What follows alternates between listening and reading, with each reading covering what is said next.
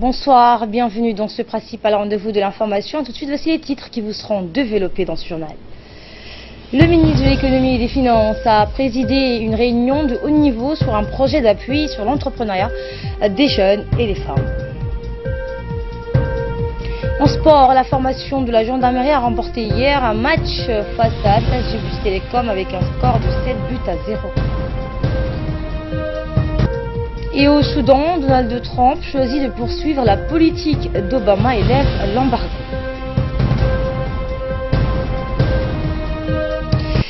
Le ministre de l'économie et des finances chargé de l'industrie, M. Ilyas Moussa Douale, a présidé en collaboration avec la Banque mondiale une réunion de haut niveau sur un projet d'appui portant sur l'entrepreneuriat des jeunes et des femmes.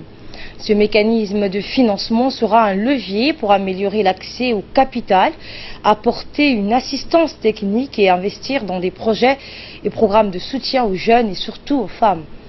La démarginalisation économique des femmes est un facteur déterminant pour parvenir à la croissance inclusive nécessaire pour mettre fin à l'extrême pauvreté.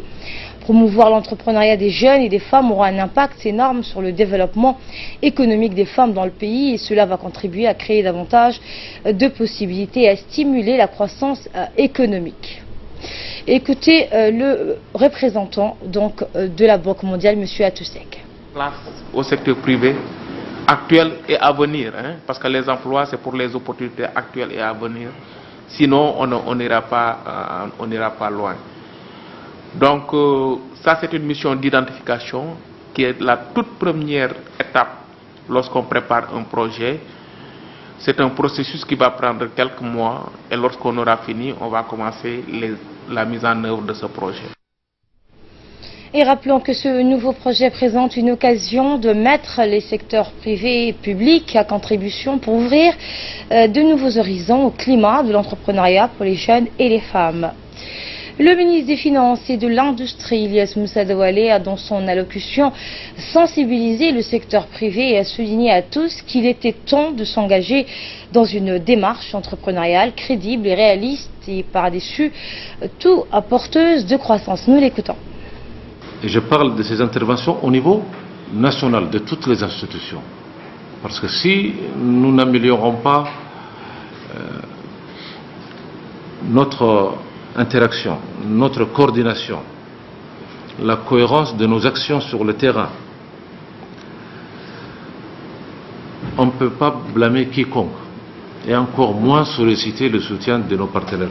Donc on a un travail à la maison entre Djiboutiens à faire. On crée un emploi à Djibouti, on doit être heureux de cet emploi. Et on sera encore plus heureux quand il y a un emploi qui est créé à travers un effort collectif. Il s'agit de cela. Ça veut dire le public, c'est-à-dire les institutions publiques, mais également le secteur privé. Pour que ces emplois soient créés, on a dit que ces emplois seront créés de plus en plus du secteur privé. Ce n'est pas le secteur public qui va créer. Cette vérité, il va falloir la répéter également. Et l'administration encore plus vraie. Mais il y a d'autres opportunités qui existent, comme des risques qui existent également. Comment on doit minimiser ces risques et élargir ces opportunités qui s'offrent à nous? Et en quoi chaque intervenant, chaque partenaire, chaque acteur peut avoir une action positive autour de cet objectif essentiel, c'est-à-dire donner de l'espoir à ce futur de ce pays. Parce qu'il s'agit de cela. En attendant que ces emplois et ces opportunités nous parviennent, en attendant que nous créions ces emplois en nombre suffisant pour diminuer toutes ces problématiques, on a besoin d'occuper nos jeunes. Les jeunes diplômés comme les jeunes non diplômés. On les occupe avec quoi? On ne les occupera pas exclusivement qu'en faisant que du sport et des tournois. Ce n'est pas ça la finalité. Essayons de les occuper en leur donnant des métiers, en plus de leur formation académique. Et c'est tout cet écosystème sur lequel on doit vraiment réfléchir aujourd'hui.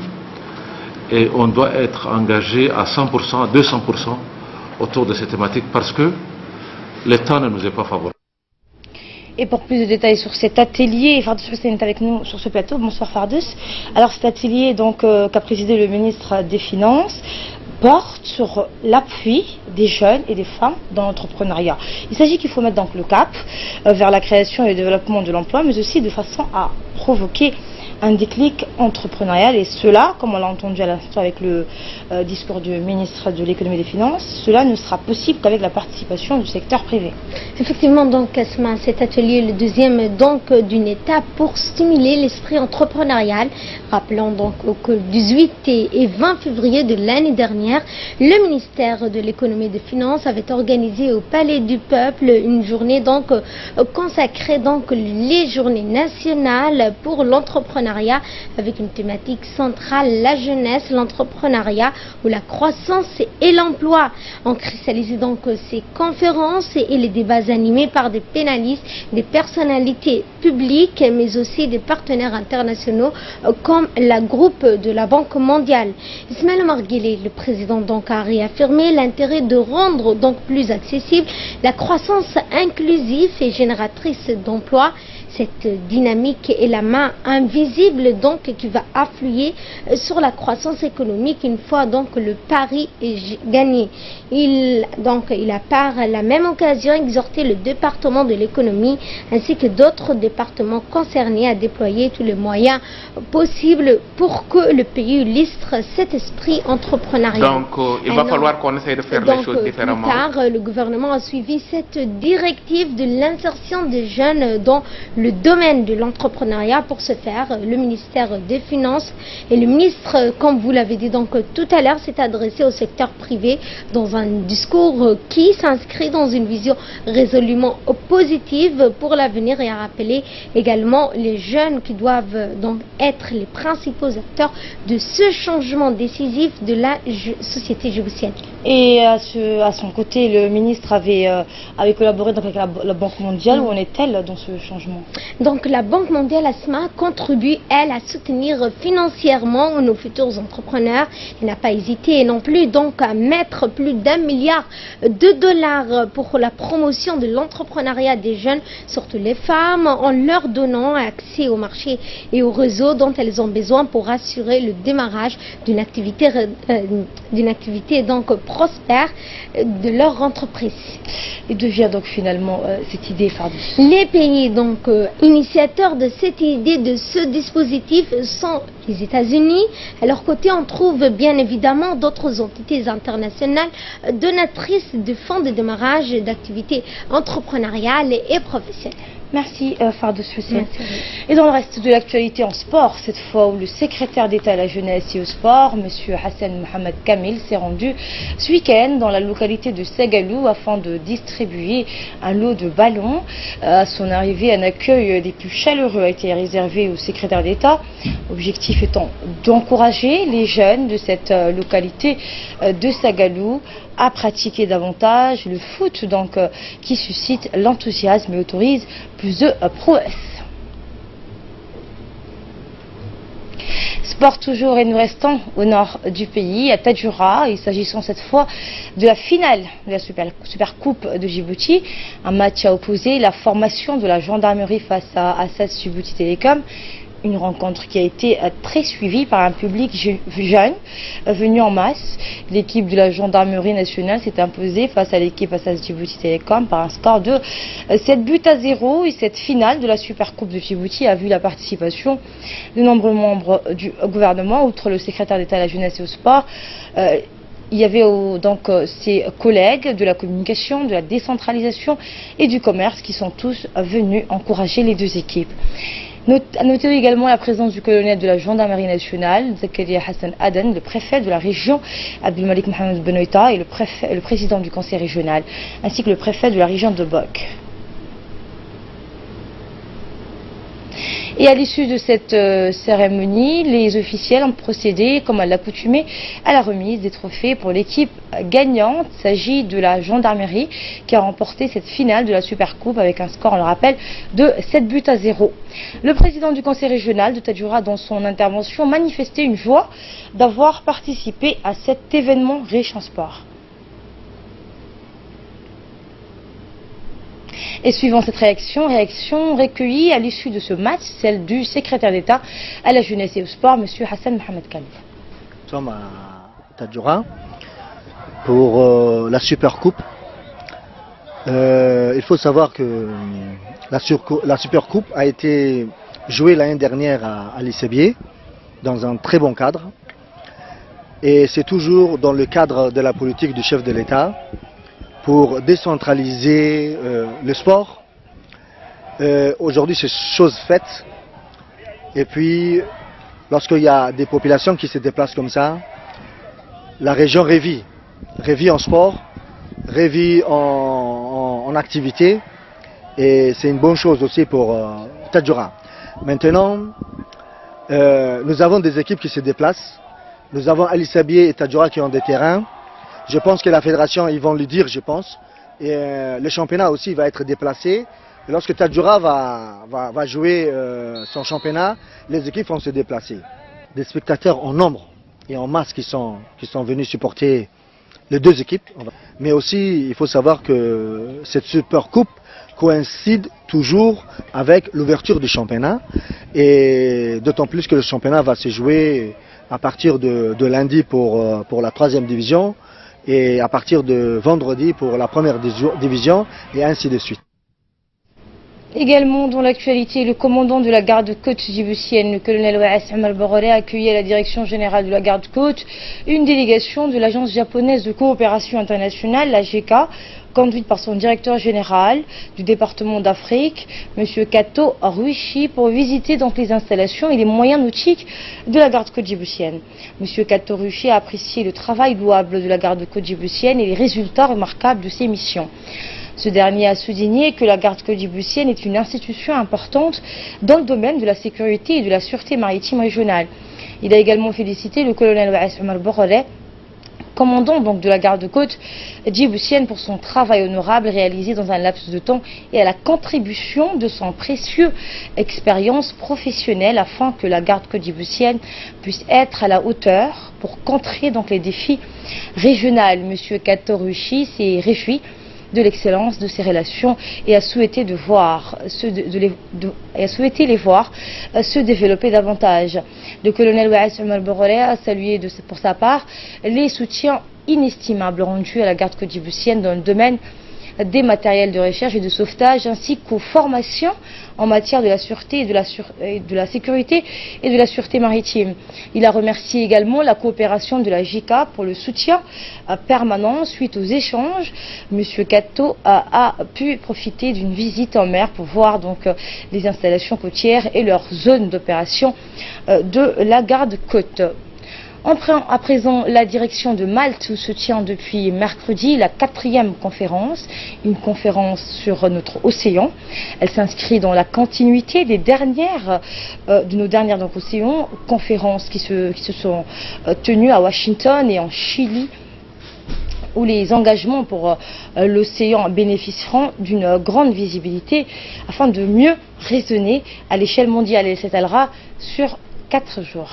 Cette conférence qui a ramené sous un même toit et pendant 4 jours le monde entier, la République de Djibouti participe activement aux côtés de la communauté internationale aux travaux de cette conférence où elle est représentée par notre ambassadeur en Belgique et auprès de l'Union européenne, M.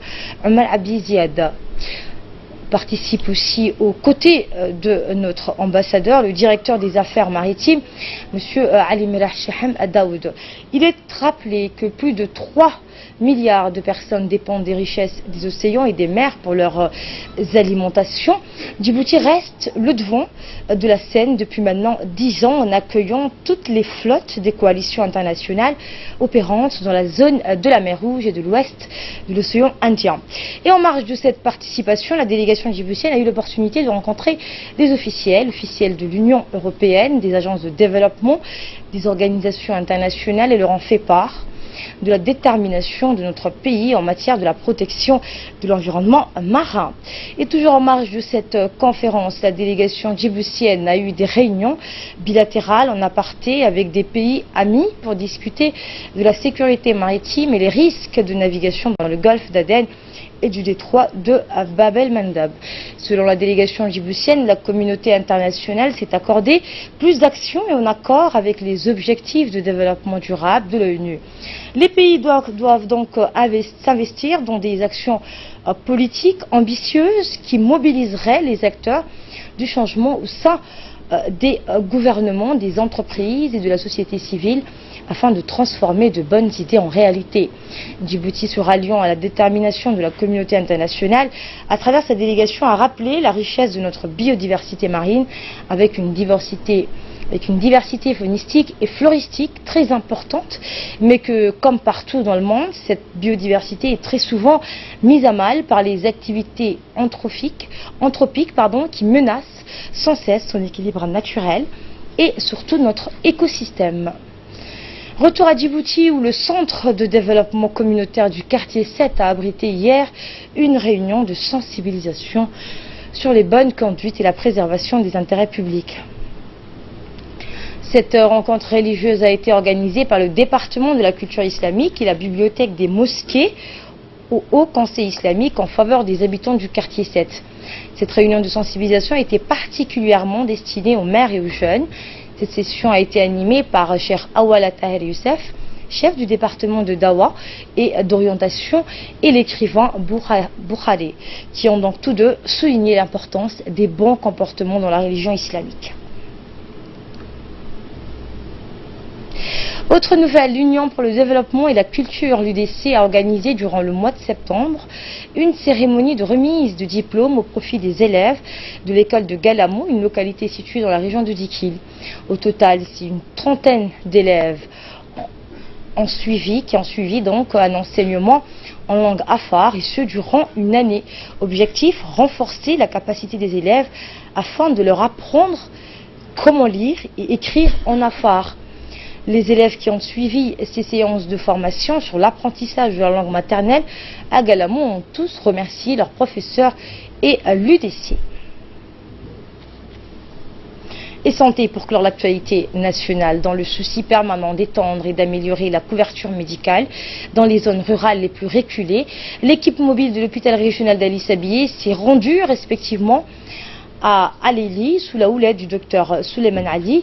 Objectif de ce déplacement est d'atteindre ces contrées isolées pour y dispenser des soins curatifs et préventifs en profit de la population des localités environnantes. En effet, l'équipe mobile composée d'infirmiers, de pharmaciens et de sages-femmes et de laborantins a prodigué des soins à un grand nombre des habitants.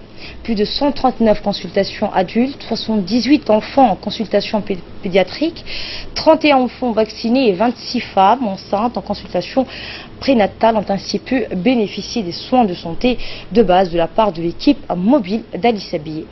Et malgré les pistes en piteux état et de l'éloignement des sites, l'équipe mobile brave chaque jour des difficultés pour atteindre et subvenir aux besoins médicaux des nomades en transhumance dans cette partie de la République.